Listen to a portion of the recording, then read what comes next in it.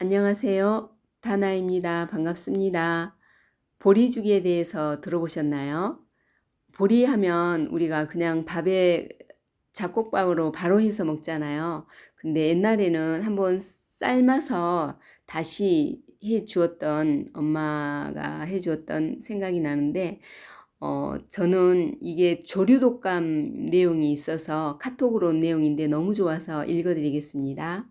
어느 노인이 빙판에서 넘어져 엉치뼈가 부러져 안진뱅이가 되었는데 그 부위가 3년이 지나도 낫지 않아 염증이 생기고 구더기가 생길 정도였다. 그 환자에게 날마다 보리죽을 끓여 먹게 하였더니 골문 부위가 낫고 뼈가 붙어 한 달 만에 완치되었다고 한다.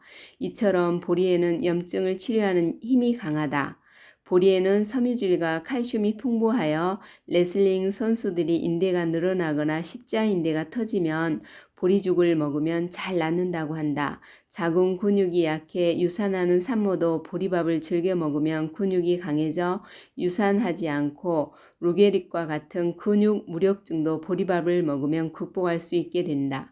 요즘 디스크, 척추 협착증, 관절염과 같은 뼈나 근육 후 병이 많은데 섬유질이 적은 부드러운 음식을 먹기 때문이다. 필자가 척추 협착증으로 고생할 때 우연히 알게 된 것이 바로 보리밥이었다. 이런 고질적인 병이라도 보리밥을 항상 먹으며 뼈와 근육이 강해져 쉽게 나을 수 있다. 보리죽은 신종플루, 유행성 감기, 독감, 천연두에도 좋은 예방약인 동시에 치료약이었다.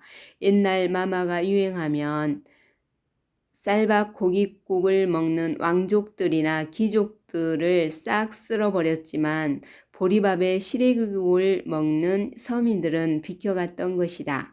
1917년 조류 독감으로 죽어갈 때 가마솥에 보리죽을 끓여서 퍼주면서 먹게 하였더니 다 나았다고 한다. 그만큼 보리의 성질은 따뜻하고 체질을 개선하고 면역력이 탁월하다. 의서에 보면 보리의 성질이 차다고 했는데 이는 보리가 염증을 제거하는 항염 작용 때문에 해열이 된 것이지 냉해서가 절대로 아니다. 보리는 전라도 부드러운 찰보리보다 경상도에서 많이 재배하는 거칠고 굵은 늘보리가 좋다. 보리의 미네랄과 섬유소를 제대로 흡수하려면 푹 퍼진 보리밥이거나 그걸 한 번 더 끓인 보리죽이어야 한다. 보리를 물에 불렸다가 푹 쪄서 소쿠리에 담아 김을 빼어 독을 날려버린 후 다시 물을 부어 밥을 해야 한다. 보리밥을 먹으면 속이 부글거리면서 소화가 안 된다면 밥을 퍼지게 짓지 않았기 때문이다. 그걸 모르고 아내에게 제발 보리 혼식하지 말라고 했는데 알고 보니 그게 아니었다. 이렇게 소화가 잘 되는 걸 말이다.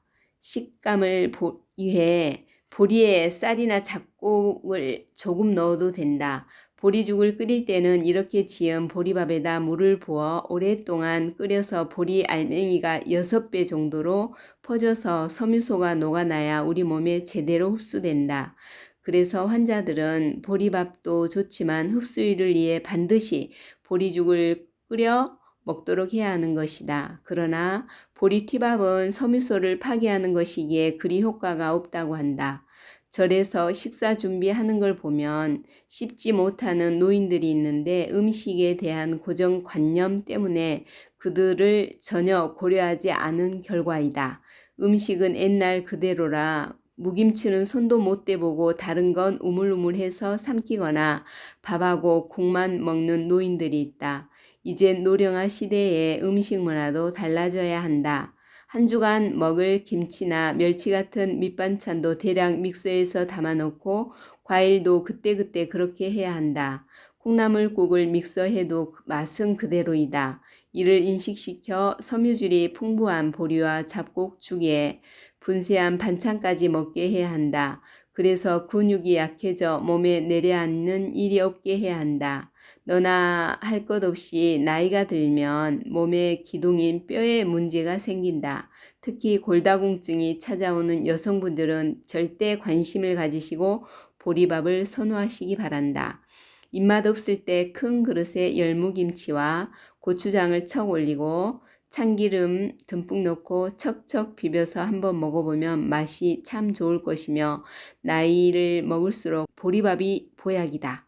보리를 먹으면 나타나는 놀라운 효능 10가지, 변비 예방, 혈관 건강, 당뇨 예방, 노화 예방, 항염 효과, 면역력 강화, 골다공증 예방, 빈혈 예방, 피로 해소, 다이어트, 좋은 내용이 많네요. 쌀과 보리의 궁합. 쌀은 여성의 성질을 가지고 있고 보리는 남성의 성질을 지니고 있다. 그러므로 벼에는 수염이 없으나 보리에는 수염이 있다.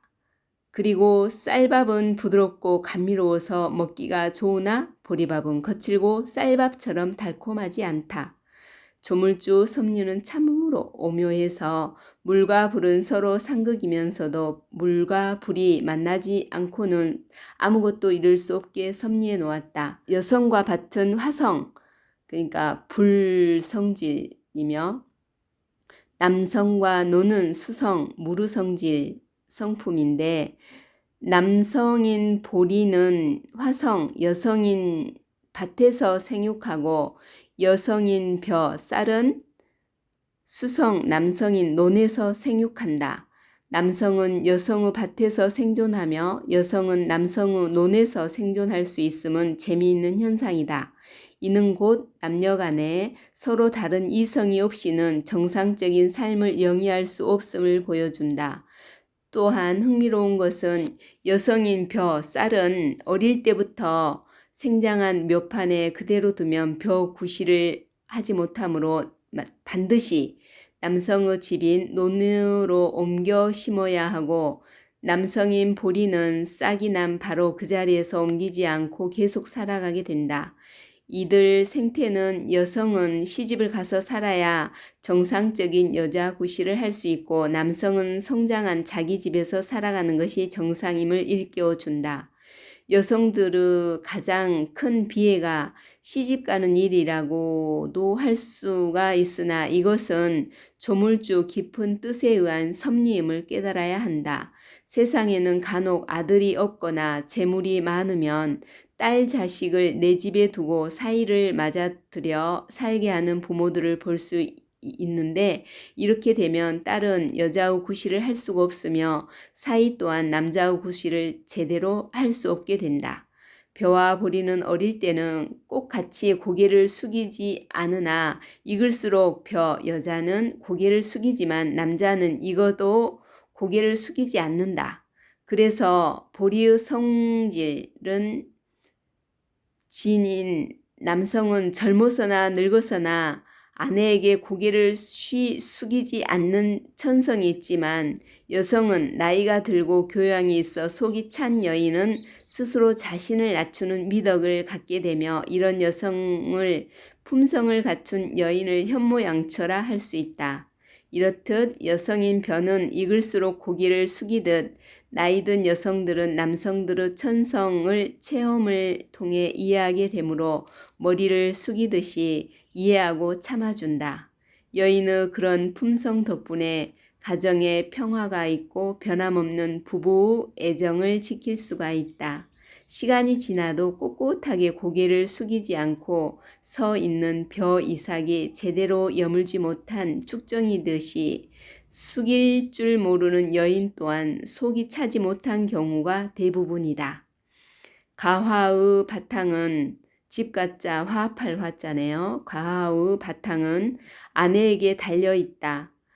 남편을 굴복시키려는 생각이나 맞서려는 생각보다는 익은 벼가 머리를 숙이듯이 져주면서 미소와 애교라는 부드러운 무기를 사용한다면 아내에게 굴복하지 않을 남편은 아마도 세상에 없을 것이다. 건강하세요. 감사합니다.